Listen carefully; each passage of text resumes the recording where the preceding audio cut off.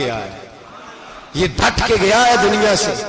حجاج بن یوسف رات کو سویا تو تڑپ کے اٹھا، کیا ہوا؟ گھر والے کہنے لگے کیا ہوا؟ کہنے لگے سعید بن جبیر خواب میں آئے اور کہتے ہیں اٹھ مجھے بتا تو نے مجھے کیوں قتل کیا، بتا کیوں مارا؟ اگلی رات پھر سویا تو وہی خواب، پھر سویا تو وہی خواب۔ گناہ نفسیاتی مریض بنا دیتا ہے، ظلم تجھے مخبوط الحواس کر دیتا ہے۔ جب تو زیادتی کرتا ہے تو اللہ فرماتے ہیں کہ تو اللہ کو بھولتا ہے، اللہ تجھے اپنا آپ بھلا دیتا ہے، پھر تو بھول جاتا ہے، پھر تو سیدھے رستے پہ چلتا ہے پر بھٹک جاتا ہے، پھر تو صحیح رستوں کا تعین کر کے بھی گمراہ ہوتا ہے، پھر تو روز وہی گاڑی چلاتا ہے پر اب جب تو بریک لگاتا ہے تو نہیں لگتی۔ جب گناہوں کے ساتھ تو مخبوط الحواس ہوتا ہے تو روز وہ کاروبار کرتا ہے، لیکن جب تیرے گناہ تجھے گھیر لیتے ہیں پھر اسی کاروبار میں تو نقصان اٹھاتا ہے۔ حجاج بن یوسف تڑپتا ہے، روتا ہے، یہاں تک کہ بیمار ہو گیا، پیٹ میں درد ہوتی ہے، پتہ نہیں کیا ہوا، تکلیف ہوتی ہے، پتہ نہیں، سارے حکیم طبیب ڈاکٹر کوئی نہ سمجھ سکا کہ بیماری کیا ہے۔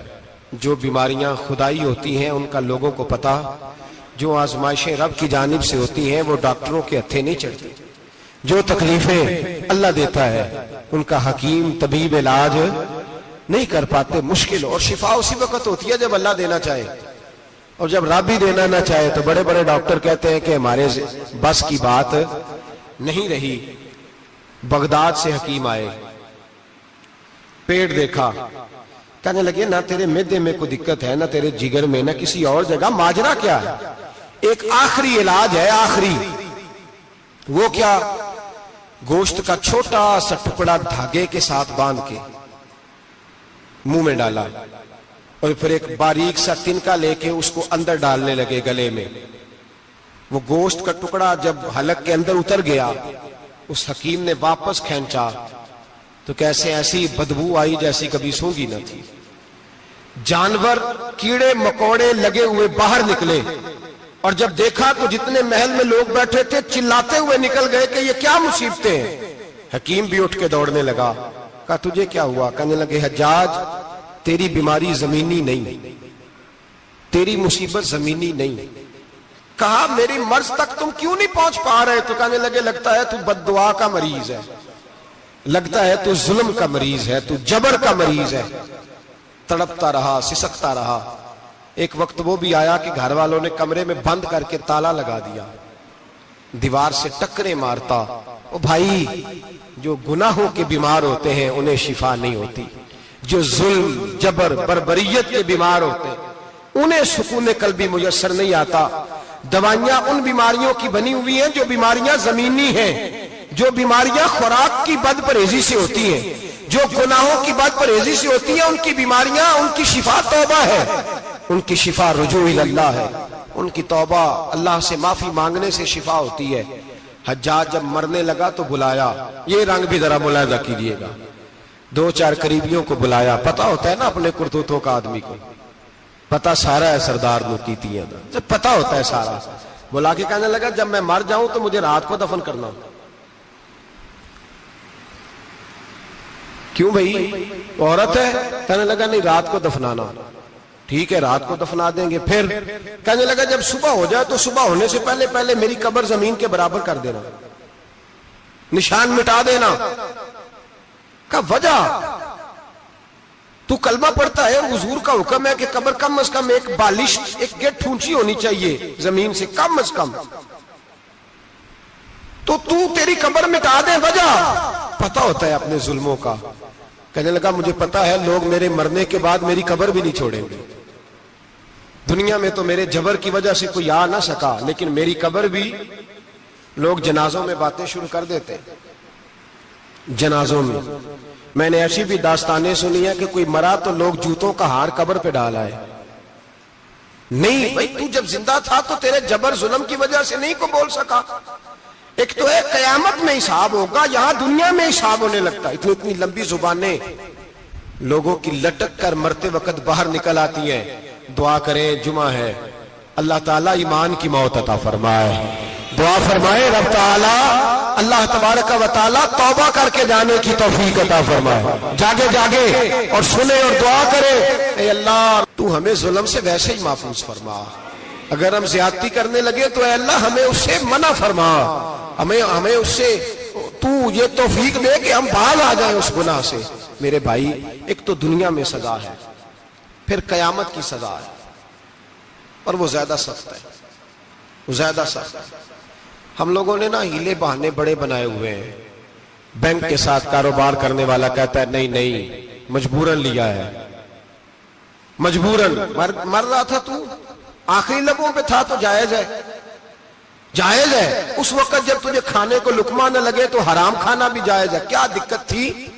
کیوں اللہ رسول کے مقابلے میں کھڑا ہوا تو؟ کیوں سود کا دھندا کیا؟ کیا تکلیف تھی؟ کیا کہاں تو الجھ گیا تھا؟ ہم جان بوجھ کے اپنے لیے جہنم کٹھی کرتے ہیں, پھر کہتے ہیں سکون نہیں زندگی میں. کہاں سکون آئے گا؟ کیسے آئے گا؟ ہم نے خود آگ لگائی ہے چمن میں اپنے.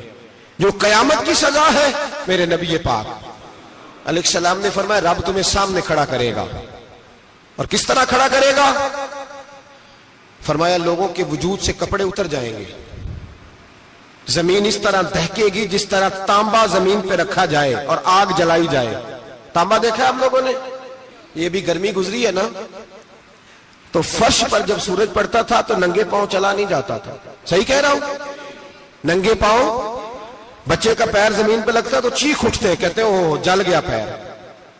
حالانکہ یہ فرش دنیا کے, اور اگر تانبے کے اندر خاصیت ہے کہ اگر کوئی دھات جلدی اور زیادہ گرم ہوتی ہے تو وہ تانبا ہے. میرے نبی نے مثال دی تو اس کی دی جو سخت تھا. فرمایا تانبے کی طرح زمین تپائی جائے گی, اور پھر ننگے پاؤں رب تمہیں کھڑا کرے گا. آج سورج کی پشت تمہاری جانب ہے, قیامت میں منہ تمہاری جانب ہوگا. نیزہ آپ نے دیکھا ہوگا, نیزہ ہوتا تھا. فرمایا یہ جو تم نیزے دیکھتے ہو صرف سوا نیزے کے برابر سورج قریب آ جائے گا, اور پھر اللہ تمہیں سامنے کھڑا کر کے تم سے سوال جواب کرے گا. اور حضور نے کہہ دیا ہے تو اب کسی نعت خواں کے کہنے سے بات بدل سکتی, کسی پیر کے کہنے سے جملہ بدل سکتا, کسی خطیب کے کہنے سے فکر نہ کرنا وہ سامنے جنت پڑی ہے, اب بات بدل سکتی. خدا کی رحمت پر بھروسہ رکھنا ضروری ہے, نبی پاک کی شفاعت کی امید رکھنا, بولیے. لیکن جو حضور نے بیان کیا ہے اس کو ماننا بھی یہ بھی ضروری ہے. میرے نبی پاک نے فرمایا اللہ تم سے حساب لے گا اور اللہ پوچھے گا, تم نے جواب دینا ہے. حضور کس کس شے کا؟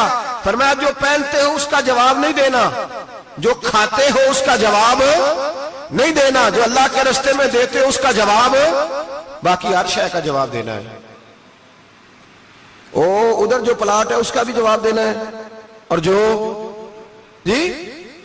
وہ جو بچوں کو پیسے بتائے ان کا بھی جواب دینا ہے, جو چھپائے ہیں ان کا بھی. ثم لتسألن یومئذ عن النعیم, جو کمیٹی اپنے محلے میں ڈالی ہے اس کا بھی جواب دینا ہے, جو سسرال کے علاقے میں ابا جی سے چوری ڈالی ہوئی ہے اس کا جواب بھی, سب کا جواب دینا ہے, تمام حساب کتاب. اور اللہ فرماتے ہیں میں سامنے کھڑا کر کے ہر سوال کا تجھے ہر سوال کا جواب صاحب. اچھا یہ جو بڑے لوگ تھے وہ حساب سے ڈرتے تھے, ہم چھوٹے لوگ ہیں ہم حساب سے ہم نہیں ڈرتے, ہم کہتے ہیں دیکھی جائے گی. بڑے لوگ جو تھے وہ حساب سے, حضرت ابو بکر صدیق دعا کرایا کرتے تھے, دعا کرو اللہ مجھ سے حساب نہ پوچھے. حضرت عمر فاروق رضی اللہ تعالیٰ عنہ اپنے بیٹے سے کہتے تھے بیٹا اپنے باپ کے لیے رحمت کی دعا کرنا, میں درگزر والا ہوں, میں حساب والا کوئی نہیں. بڑے لوگ ڈرتے تھے, بڑے لوگ. حضرت عثمان غنی قبر پہ کھڑے ہوتے تھے تو داڑھی آنسوؤں سے بھیگ جاتی. غلام کہتے ہیں حضور 3 دفعہ نبی پاک نے آپ کو جنت کی بشارت دی ہے, 3 دفعہ بشارت دی ہے, تو آپ کیوں اتنا روتے ہیں؟ عثمان غنی فرماتے جس رسول نے مجھے جنتی کہا ہے اسی محبوب نے مجھے فرمایا تھا عثمان قبر آخرت کی منزلوں میں سے پہلی منزل ہے.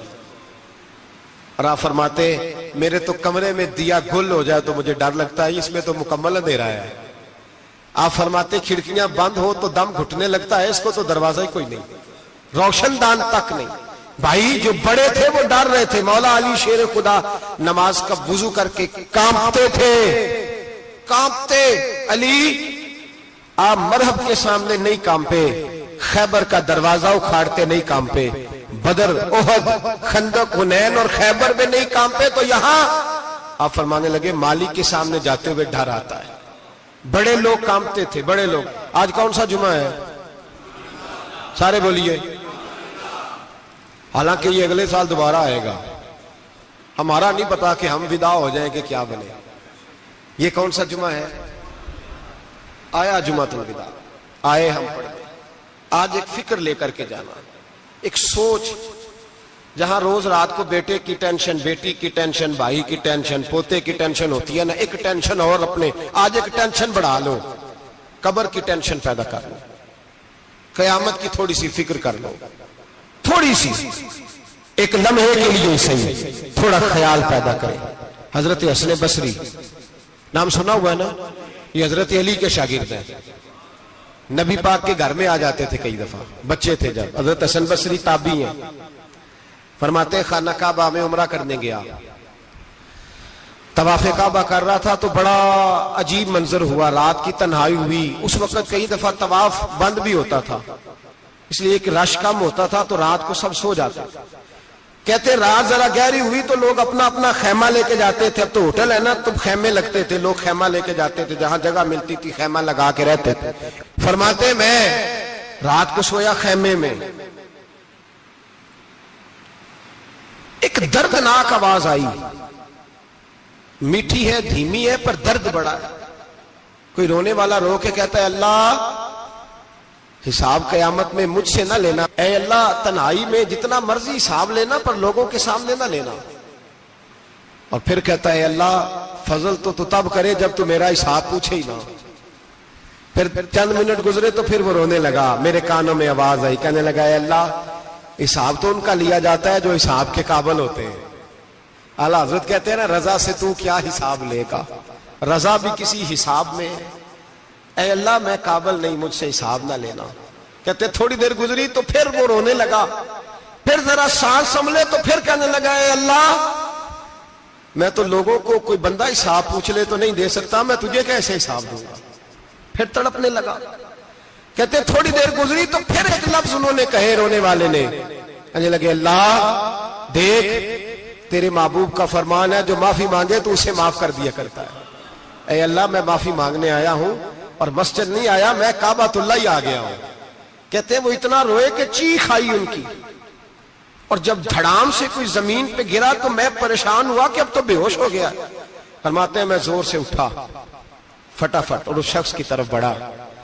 میرے دل میں خیال ہے کوئی گناہگار ہے بیچارہ، تو چلو میں بھی دعا کرتا ہوں، اس کو کہتا ہوں بیٹے فکر نہ کر، اللہ تیری مدد کرے گا.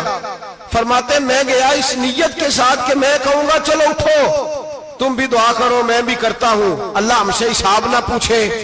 کہتے میں گیا تو وہ شخصیت بے ہوش پڑی تھی، کالے سیاہ بال ان کے چہرے پہ بکھرے ہوئے تھے. کہتے لوگوں جب میں نے زلفیں ہٹائیں چہرے سے تو میرا وجود کانپنے لگا آسمان ٹوٹ پڑے گا، زمین پھٹ جائے گی، ستارے بکھر جائیں گے، آج بہہ جائیں گے سمندر. فرماتے میری چیخیں نکل گئی. یہ کوئی گناہگار تو نہیں، یہ تو حضرت فاطمہ کے پوتے امام زین العابدین ہے، یہ تو امام حسین کا وہ بیٹا ہے جو کربلا میں تنہا بچے تھے. فرماتے میں امام کا چہرہ دیکھا تو بھاگ کے آیا اور میں نے اپنی داڑھی ان کے پیروں کے ساتھ مس کی اور میں نے کہا حضور اٹھئے. امام اٹھے تو میں نے کہا شہزادے تیرے تو اشارے سے اللہ کئی گناہگاروں کو بخشے گا، تیری تو دعا سے اللہ بخشے گا، یہ کیا کر رہے ہو؟ تو امام زین العابدین کہنے لگے حسن بصری ادھر آ یار، ادھر آؤ بزرگو، میرے دادا کے پاس رہنے والے ہو. میں نے نا آج ہی سنا ہے کہ اس کا عذاب بڑا سخت ہے، آؤ میرے لیے دعا کرو، اللہ پاک مجھ سے حساب نہ پوچھے. کہا حضور نہ کریں. اب فرمانے لگے تجھے نہیں پتا کچھ چیزیں ایسی ہیں کہ رب نے اگر حساب پوچھا تو میں واقعی جواب نہیں دے پاؤں گا، چل کر میرے لیے دعا. کہتے میں نے ہاتھ باندھے حضور میں نہیں کرتا، اٹھا کہہ. فرماتے میں نے ہاتھ اٹھائے، میں نے کہا اے اللہ تیرے رسول کا شہزادہ ہے، یہ تیرے رسول کا شہزادہ ہے، یہ کہہ رہا ہے تو فضل کر. وہ بھائی جو بڑے تھے وہ تو تڑپتے تھے، سسکتے تھے. ابو علی ہیتی کہتے खाना काबा में पत्थर पे सर रगड़ रगड़ के कोई बूढ़ा कह रहा था, ऐ अल्लाह अव्वल तो हिसाब ना लेना, और अगर लेना तो मुझे अंधा करके उठाना, मैं तेरे नेक बंदों के सामने शर्मिंदा नहीं। इकबाल रो पड़े। इकबाल, कुछ लोगों ने लिखा है ये आखिरी रुबाई है डॉक्टर इकबाल की, आखिरी। इसके बाद शायद उसने कलाम ने, कुछ सीरत निगारों का ख्याल है, इकबाल मदीने की तरफ मुंह करके कहने लगे, तू गनी अजहर दो आलम मन फकीर, अल्लाह तू गनी है मैं तो फकीर हूं, रोज मख्शर उज्र हाय मन पजीर, ए अल्लाह अव्वल तो मेरा कोई उज्र कबूल कर लेना मख्शर के दिन, और अगर ना करना हुआ, अगर तुम्ही बीनम हिसाबम ना गुजीर, अगर जरूर ही मेरा हिसाब लेना है, ए अल्लाह अगर तूने जरूर लेना है, ए अल्लाह अगर जरूर ही लेना हिसाब, अव्वल तो मेरा उज़र मान लेना, मेरी कमजोरी पे रहम करना, ए अल्लाह मेरे बुढ़ापे पर मेरी कमजोरी पर रहम करना, अगर जरूर हिसाब लेना है, अज निगाहे मुस्तफा पिन्हा बगीर, तो ए अल्लाह जरा हुजूर की निगाहों से ओझल करके लेना। ए अल्लाह मुझे शर्म आएगी, मेरे मुस्तफा करीम फरमाएंगे मैं तो तुझे हर बात समझा के आया, एक एक जगह तेरी रहनुमाई करके आया, तू कैसे अमल कमा, जरा ओझल करके, अज निगाहे मुस्तफा पिन्हा बगीर, जरा हुजूर की आंखों से ओझल करके साइड पे करके लेना, मैं बर्दाश्त नहीं कर पाऊंगा। हजरते वो अली इती कहते हैं, बाबे ने सर रखा हुआ है और कहते हैं अल्लाह मुझे अंधा करके उठाना, फरमाते मैं गया, मैंने कहा चलो मैं दुआ करता हूं जाके, फरमाते जब मैंने जाके बुजुर्गों की कमर पे हाथ रखा, उनका चेहरा देखा तो ये कोई गुनाहगार तो नहीं, ये तो बगदाद के पीर अब्दुल कादिर जिलानी है, ये तो महबूब सुभानी गौसे समदानी है, ये तो वो शख्स है जो कदम लगाए तो अल्लाह विलायत अता करता है। जो बड़े थे वो डर रहे थे, मोइनुल मिल्लत वद्दीन अताए रसूल हिंदुल वली गरीब नवाज हजरत ख्वाजा मोइनुद्दीन अजमेरी रहमतुल्लाह अलैह, ख्वाजा कुतुबुद्दीन बख्तियार काकी को तन्हाई में बुला के कहने लगे मोइनुद्दीन सैयदजादा है, मोइनुद्दीन हुजूर के खानदान में पैदा हुआ है, मोइनुद्दीन से इसके पीर को बड़ी उम्मीदें थी, मोइनुद्दीन को रसूल पाक ने हिंदुस्तान भेजा था, पर कुतुबुद्दीन यार मोइनुद्दीन तबलीग का हक नहीं अदा कर सका।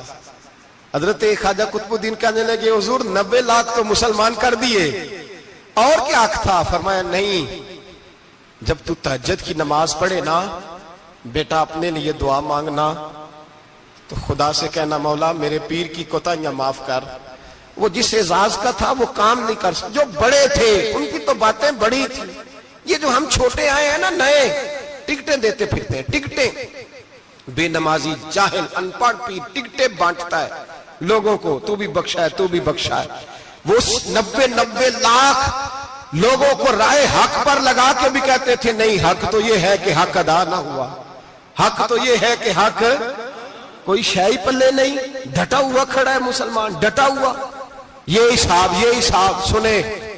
किसी ने हजरत अबू हुरैरा से कहा कि कोई ऐसी हदीस सुनाओ जो आपको भी बड़ी महबूब हो। हजरत अबू हुरैरा ने चीख मारी, रोने लगे और बेहोश हो गए, फिर हिलाया पानी पिलाया, उठे, कहा हुजूर बात की थी हदीस सुनाए, फिर रोने लगे। हमें तो नहीं ना रोना आता, हमें तो तब आता है जब बेटा बात ना माने, हमें तो तब आता है जब कारोबार में नुकसान हो जाए, हमें तो तब रोना आता है जब हमारा कोई दोस्त हमारे बारे में गलत बात कर दे, बेइज्जती दुनिया की हो जाए। हजरत अबू हुरैरा 3 दफा होश आया, 3 दफा रोए और कहने लगे अजीजों ये वो वाली हदीस है कि मैं सोचता भी हूं तो मैं तड़प उठता हूं। कहा कौन सी हदीस? तो हजरत अबू हुरैरा कहने लगे मैंने नबी पाक से सुना है कयामत में सबसे पहले उलमा का हिसाब होगा, सबसे पहले उलमा का। रब करीम फरमाएगा तुम्हारी दीन के नाम पर बड़ी मौजें थी,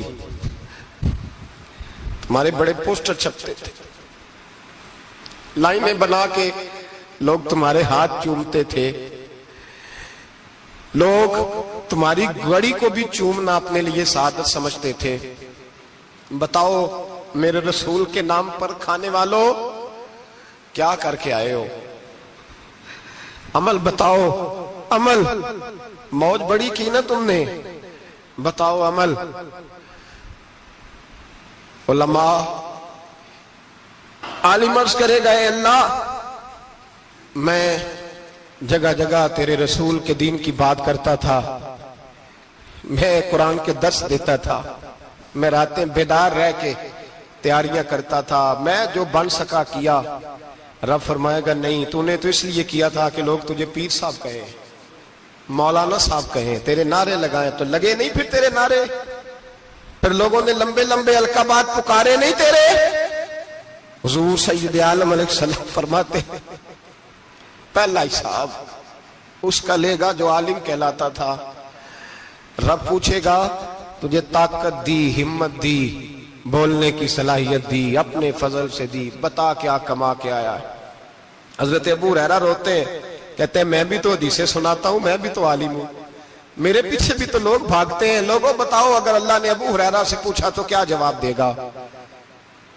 اللہ فرمائے گا علماء کے لیے بخاری مسلم ہے، انہیں اٹھاؤ اور جہنم میں ڈال دو۔ امام غزالی فرماتے ہیں اگر کسی عالم کو سزا ملی تو سخت سے سخت عالم کو ملے گی۔ دعا فرمائیں اللہ میرے جیسے لوگوں کو ہدایت کا رستہ عطا فرمائے، اور جو کہتے ہیں سمجھتے ہیں اللہ اس پر عمل کی توفیق عطا فرمائے۔ فرمایا حضرت ابو ہریرہ نے دوسرے نمبر پر سخی اللہ کی بارگاہ میں کھڑا کیا جائے، مالدار۔ رب فرمائے گا بول، کچھ ایسے بھی تھے جن کے پاس شام کی روٹی نہیں تھی، تجھے میں نے تیری تجوری بھر کے تجھے دولت عطا کی، تجھے وراثت میں میں نے مربے دیے، جائیدادیں دی، بتا۔ وہ کچھ وہ تھے سویرے مزدوری کرنے جاتے تھے، کما کے لاتے تھے، ہزاروں روپیہ تیری بینک میں پڑا تھا، بتا کیا کیا تو نے؟ اے اللہ میں نے مسجد میں دیے، مدرسے میں دیے، 30 دن افطاریاں پکاتا رہا۔ اللہ فرمائے گا تو جھوٹ بولتا ہے، تو سارا کچھ اس لیے کرتا تھا کہ لوگ تجھے سخی کہے۔ ہاں ہاں تیرا اعلان ہوا مسجد میں، لوگوں نے کہا وہ دیکھو کتنے پیسے دے رہا ہے، اس کا وہ دیکھو نام لکھا ہوا ہے ہسپتال کے ایک کونے میں کہ یہ والا بلاک فلاں سیٹھ صاحب نے بنایا، یہ دیکھو لکھا ہوا ہے کہ یہ کمرہ مدرسے کا اس نے بنایا، تو لکھ دیا گیا، نعرے لگ گئے، اب جا دوڑ جا۔ اللہ جہنم میں پھینک دے گا۔ فرمایا پھر شہید کھڑا کیا جائے گا، ہاں بھئی تجھے طاقت دی، ہمت دی، بتا کہاں خرچ کی، کہاں؟